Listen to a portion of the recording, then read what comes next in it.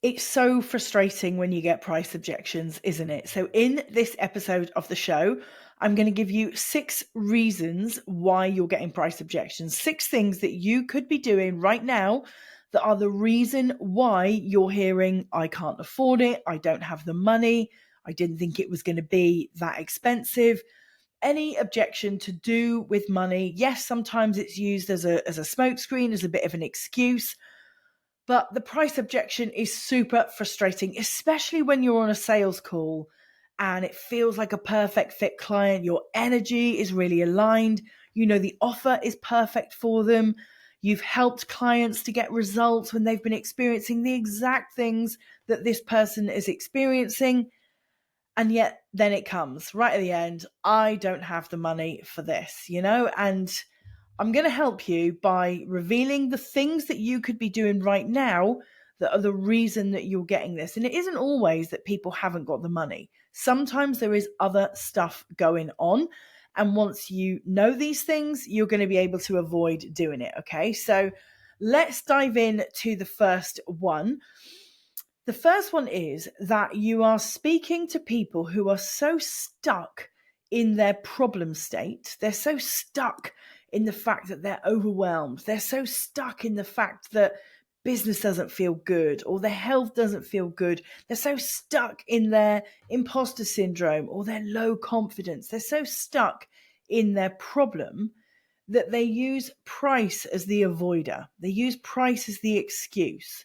That actually there's a more underlying solid sales objection that isn't price related, that's more about them being fearful of doing the work, fearful of coming out of their stuckness, fearful of being given a proven process to work through, fearful that they won't actually get the results that you say that they will get when they follow that proven process.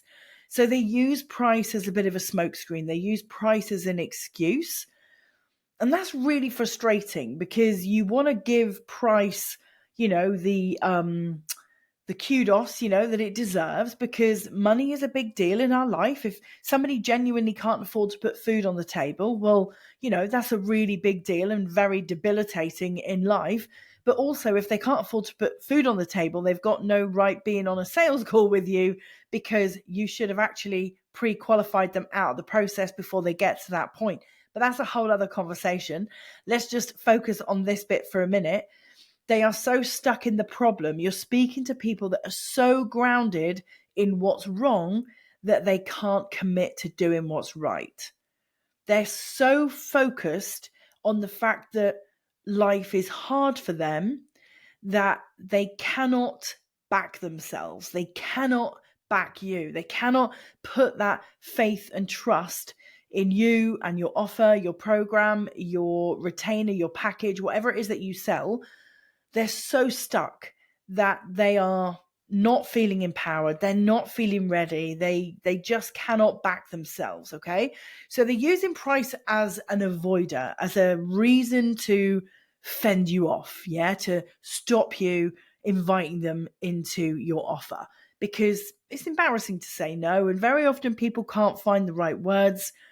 And so the first thing they think of to say is, well, I can't join that. I haven't got the money. Okay. So you're then left thinking, well, is it too pricey? Have I set the investment at the right level? Like, is this the wrong person? I thought this was the right person based on what they said. So the price objection doesn't make sense. And so you need to be able to spot these smoke screens. You need to be able to spot when price is given as an excuse.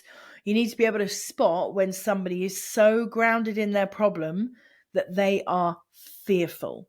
And at that point, if you're a coach, they need you more than ever. They need you to coach them out of that feeling of stuckness and into a place where they feel empowered. Okay. Very often those people are just not ready for coaching. They're not ready to buy your services because they can't see the wood for the trees, okay? So if your content is speaking to those people, you need to stop speaking to those people. You need to create content that's more empowering. So I would be saying something like, I know that you're fed up with mediocre results. I know that you're frustrated, that you know you're capable of 20K months, but you're dancing around 3K months, not really able to find the strategy to get to where you know you should be. And so I'm speaking about it there like it's a foregone conclusion that you're going to get the outcome. It's just that right now you're dancing around a different problem space, and actually what you really want to do is take the action. So I would speak to my audience in a way that makes them feel like I know they're going to take the action. I know they're going to do the work. I know that they want the results, rather than you're stuck, it's hard, you can't sell, you can't generate leads. I would be more inclined to say, of course you can sell. It's just that you haven't learnt the process yet. Yeah, of course you can generate leads. It's just that you haven't built your lead system yet. So it's much more empowering rather than you're stuck, it's hard, it's never going to get any better if you don't do this. That's selling on fear. You don't want to do that. Okay, so that's the first one. You're speaking to somebody stuck in the problem. The second one is that in your content, on your sales pages, in your sales calls, in your DM conversations, you're not articulating the value of your offer. You're going to get a price objection when people focus on the price. Instead of focusing on the price, you want them to focus on the value. And there's a very good saying, I can't remember now exactly who says it, not that it really matters, but the saying goes, price is what you pay, value is what you get. Yeah, price is just a money exchange, but the actual value of your offer, the value is the result, the value is the transformation, the value is the outcome. So if you are just saying, well, this is the offer and this is the price, or, this is the price and here are the payment plans, even if you're trying to minimize the price, you still need to be focusing on the value, on the exactly what the person is going to get and what they're going to feel, what they're going to be able to have tangibly that they don't have right now. Okay. So you need to be able to, in your content, on your calls, in all of your messaging, you need to be able to speak about the problem as being where they are now and the result as being where you're going to take them. And so when you speak about the value, you're speaking about the certainty around them getting from stuck to solution. Yeah, you're speaking about it with absolute confidence that, when you come and work with me and we follow this proven process, this is the outcome that you're going to get. Like the investment of, 5K is, like you can expect a 3 times ROI on your investment of 5K. Yeah, like, so you want to be asking things about, to really articulate the value, you want to be asking about what the problem that they've got is costing them right now. So you want to be asking your ideal client, whether it's in the DMs, on a call, you want to be saying, how does it feel right now? Like, how are you feeling right now about the situation, and how important is it to you to move forward? How important is it? How urgent is it for you to move beyond where you're at right now? So if I was having this conversation with somebody, I would say, okay, so you want to hit a 20K a month, and right now you're between 3 and 5. It's a little bit inconsistent, but generally 3 to 5. And you know that you're capable of 20. You believe that you've got the offers to get to 20, but you're not actually getting there. How important is it for you to get to 20? How important is that on a scale of 1 to 10? And how urgent does that feel? Like, what's the impact of you not getting there? Now, if they say, well, there's no impact, I just want to get there just because I like the number 20 better, well, then there's no urgency. There's no real depth to their desire. Whereas if they say, well, I need to get to 20 because, we've just put an offer in on a new house and that means bigger outgoings. Or, they might say, my husband's just lost his job, I need to grow my income. If there's a real reason, a real genuine reason why that money goal is important, then that would be the thing that I would say, okay, so there is a real impact to you not achieving it. What are you prepared to do to get there? Are you prepared to take all the action? Because, when you come and join my program and I teach you my 7-step sales system, the same system that helped my client sign 55K of revenue in 3 months, you're going to hit those numbers. I know that you're going to hit those numbers. You're selling the value, right? You're selling the certainty in the outcome. You're selling the result. So if you are a weight loss coach, you're selling the certainty in the weight loss. Now, of course, you don't know at that point if the person is going to, get into a calorie deficit, if they're going to do any exercise, if they're going to go shopping and choose the right foods. You don't know that. At that point, you can promise the certainty of the outcome because you trust your process. At this point, you don't know what they're going to do. And obviously not every client does the work. I wish they did, but not every client does the work. So when you're selling the value, you really need to get into that feeling of certainty that you're going to take them from where they are now to where they want to be, that your process is proven, reliable, and it's going to get them there, so that when you deliver the price, you can deliver the price, the investment. You should always call it an investment, not a price. When you deliver the investment, you can offset that against the return. So you told me this was urgent because you've just put an offer in on a house. So the investment of the program is 5K and you're going to get 20K months. That means you're going to get a 4 times return on investment. So you're selling the value, you're selling the outcome. Okay. So second reason is you're not articulating the value. You're not talking about the transformation in a powerful enough way. Okay. Item number 3 on my list of reasons why you could be getting price objections is that your content is not sharing why somebody truly needs your offer. So your content might be educational, might be entertaining, you might be using like trending audios, trending reels, using like memes, fun stuff. But if your content is not really getting into exactly why somebody needs your offer, why your offer, why now, why you, if you're not really articulating the urgency in it, then of course it feels like a nice to have. And a nice to have is not what people run off and find the money for. Yeah? People generally find the money for whatever they need the most urgently. If you think about it, right? If you had a toothache and your local dentist was only available for private appointments that were 3 times the price that you normally pay, that toothache means you would pay that price because it's urgent to you. Yeah? On the day that your car breaks down and you need transport to get around, you will pay that mechanic, that garage, you will pay them 2 times, 3 times, 5 times to fix your car because it's urgent. Okay? If you miss the train and you need to call a taxi, and overall that journey is going to cost you 3 times more, you'll call the taxi. I've done it. I definitely would call a taxi. I've been stuck on a train track, on a train with loads of other people who are all trying to get to where I'm getting to, and I phoned my husband and said, train's just stopped, it's broken down. Train managers just put a thing out saying we're going to be sat here for an hour. Can you get me a price for a taxi? And it was 200 quid. And my husband was like, you are nuts. Like, you just paid for the train. Like, surely you're just going to sit there on the train for an hour and wait for it to start again. And I was like, no, because the hour that I'm sat here is worth more to me than that 200 quid. Call me a taxi. And there was 3 other guys who were sat around me on the table on the train. And they were like, I'll share the taxi with you. Where are you going? So I wasn't the only one who was doing that return on investment. Is my time worth more?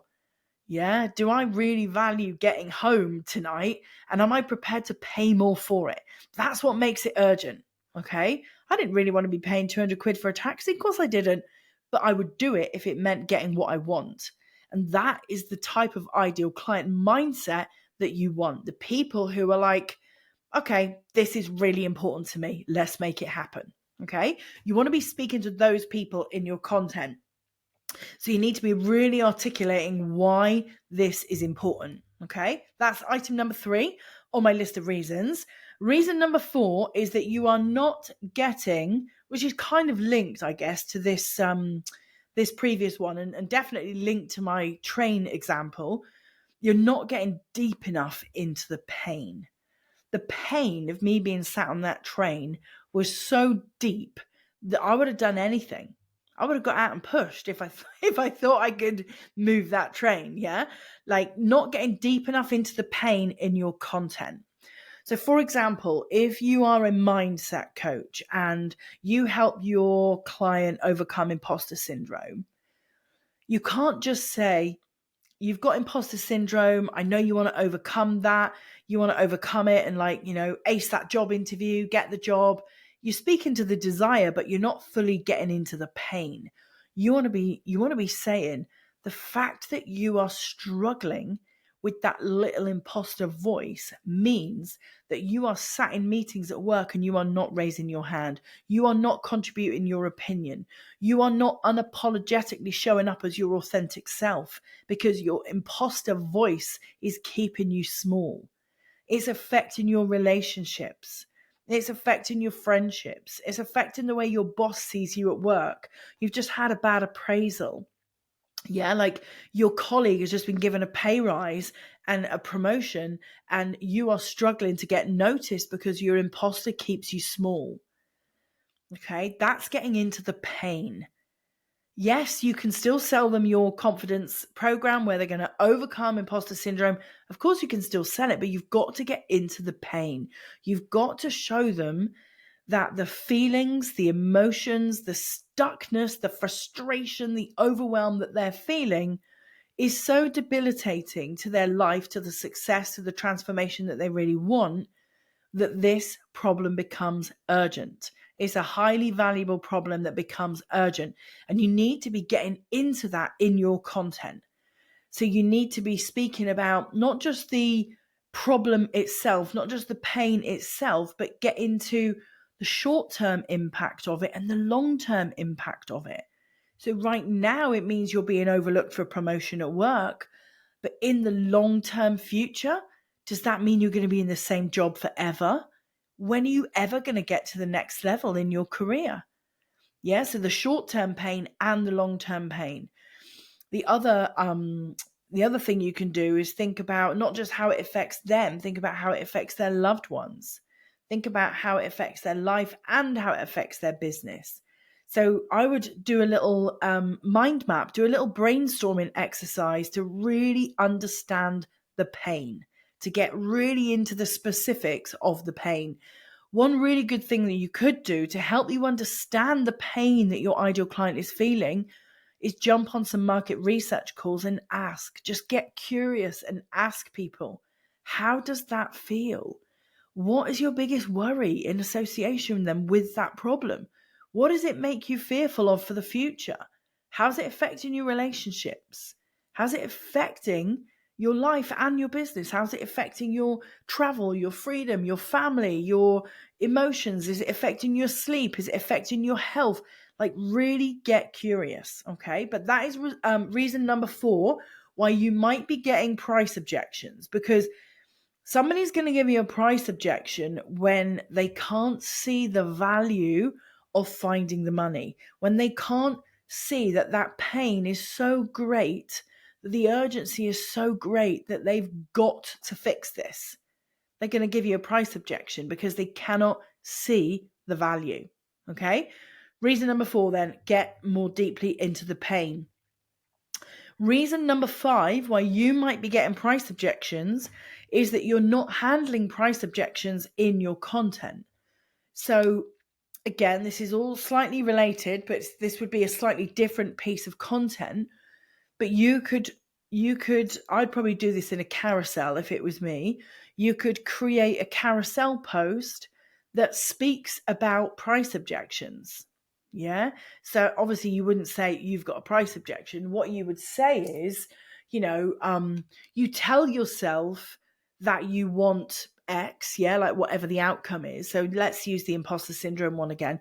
You tell yourself that you want to be more confident. You tell yourself that you want to kick your imposter to the curb, but you're not prepared to invest in yourself to make that happen.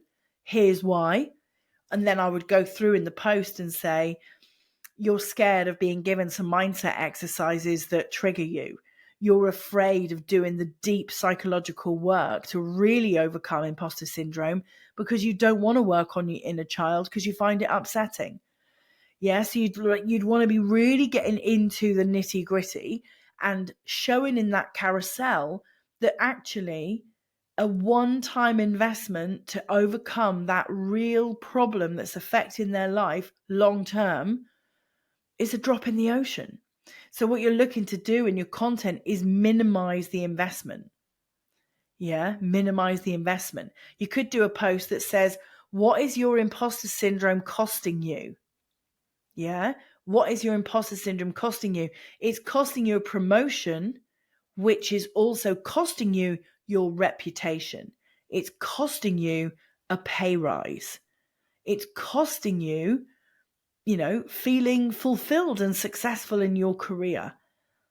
And so by doing that, you're really isolating and getting into the detail of exactly how that impact is affecting life. Yeah.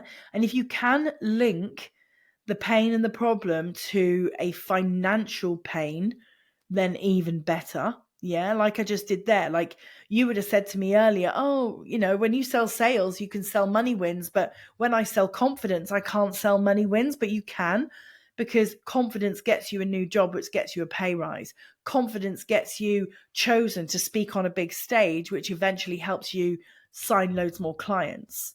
Yeah, which obviously in turn helps you make more money. So you're just not finding the rationale. Yeah. So I'd brainstorm it and I would get into the detail.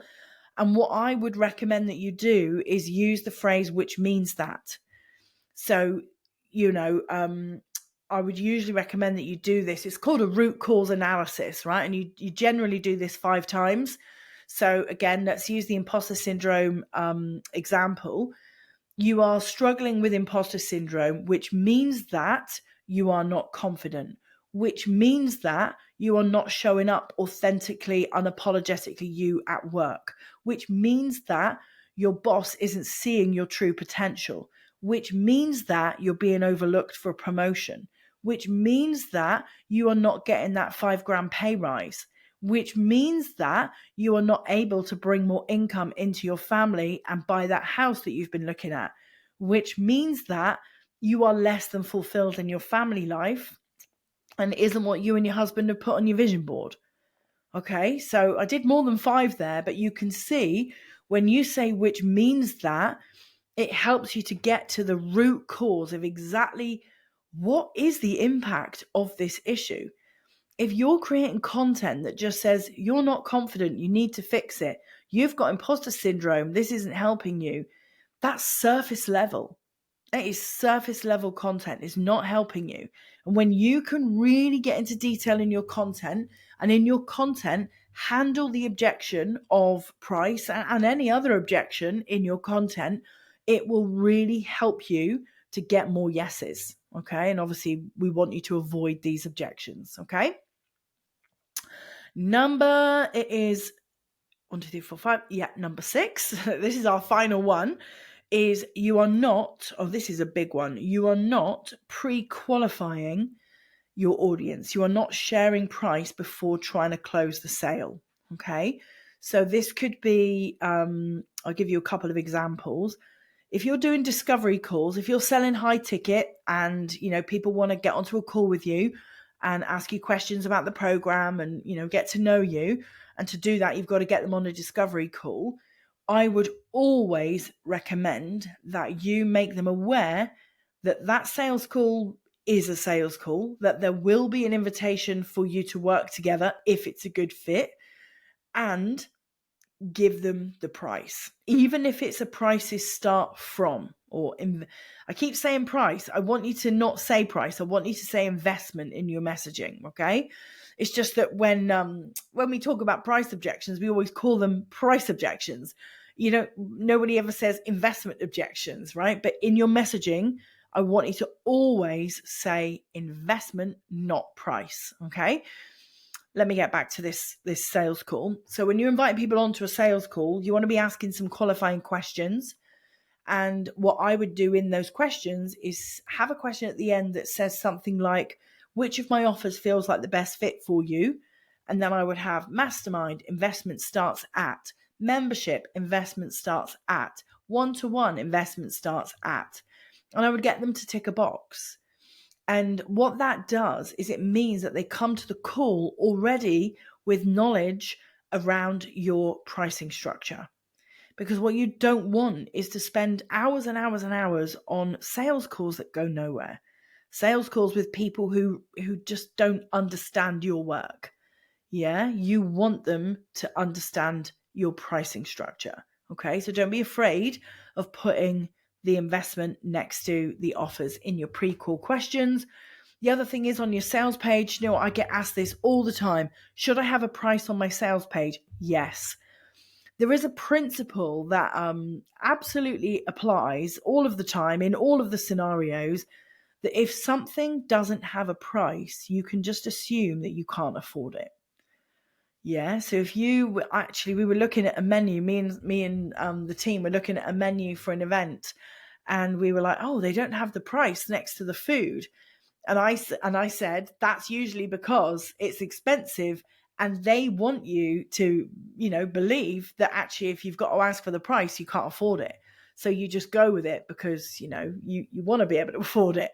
Yeah. So it's usually, in McDonald's, you see how much the burgers are, don't you? It says it very clearly beside every item of food.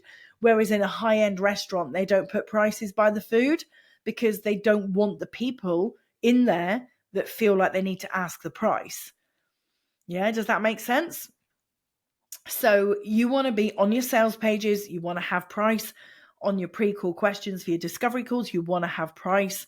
You want to only get into sales dialogue with people who understand the investment structure and that you don't work for free. I actually had somebody a little while ago have a real go at me because I wouldn't help them for free.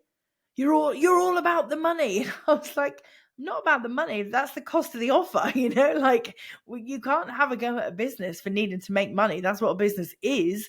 And you can't expect me to work for free because I don't work for free. Nobody works for free, and you definitely don't work for free. So, don't be afraid to, articulate the price at every opportunity, because that is going to qualify out the wrong people and qualify in the right people. Yeah, one of my clients said to me, well, with your on your pre-call questions, the fact that it says 1-to-1, investment starts at 15,000, does that not put people off? Does anybody actually ever tick it? Well, they do. They actually tick that more than they tick membership. Yeah, so it's not that people only tick the cheapest. They tick the one that feels the best fit. And that's the question I ask them, which feels like the best fit for you? Yeah, so remember, not everybody is shopping on price. You don't want to attract the people who are shopping on price, because then it's a race to the bottom and you don't want to be the cheapest. You don't want to be the cheapest. You actually want to be perceived as high quality. In my corporate career, we used to be the market leader and we were the most expensive. And I trained my team that when one of our clients said to them, why are your prices so high? Next to your competitor, you're more than double. Why is it so high? We used to get asked that all the time. And I gave them a script so that they could get really comfortable with saying it. And it would just roll off the tongue in the end, where they would say, yeah, we are the most expensive in the marketplace because we're the best. And the reason that we charge at those prices is because of all the support. All the other people that are charging less than half of what we're charging, they don't have a support team. They don't have all the data and the monthly analytics that you're going to get from us. They don't help you measure the effectiveness of your advertising. They don't send out an account manager, where here you are with a monthly account manager who is dedicated to your account, helping you. That all costs money. If you want us to charge what they charge, then we will give you the service that they give, which is less than half the service. You get what you pay for. Yeah, so never apologize for not being the cheapest. You want to be high end. You want to be seen as elite. You want to be seen as premium. You want to be seen as high quality. And that means not always being the cheapest. It's okay not to be the cheapest. And the right kind of buyer doesn't want to buy the cheapest anyway. They don't. I mean, I was saying to somebody the other day, when I book a hotel on booking.com, I scroll all the way to the bottom. I select the hotel and then it says select rooms. I click select rooms and they start from the cheapest. I immediately scroll all the way to the bottom because I want the best room. If I get to the best room and it's like out of my budget, I'm like, okay, have a word, Rach. Maybe you can't afford that room right now. Like maybe you need to go to the next one down. So I go all the way to the bottom and then I scroll back so that I'm actually sorting prices high to low, not low to high. Not everybody searches on price low to high. Okay. Anyway, I'm going to leave it there now because once I come off this podcast, I am about to dial in and be interviewed by a lovely lady who has invited me onto her Wealth Summit. So I will finish this episode here. If you have been a regular listener, I just want to say a big thank you for you being here, listening to the show. And if this is the first time that you've found us, great, welcome. Really glad that you found us. We record this show as a podcast, so purely for listening, and also I publish it over on my YouTube channel. So if you're somebody that likes to watch a video rather than listen to a podcast, you have the choice. Okay, so this show sits as a playlist on my YouTube channel. So I am on video right now, and those of you watching on video will see I'm like super tanned at the minute. I've just got back from a Caribbean holiday where it was like 36 degrees every day.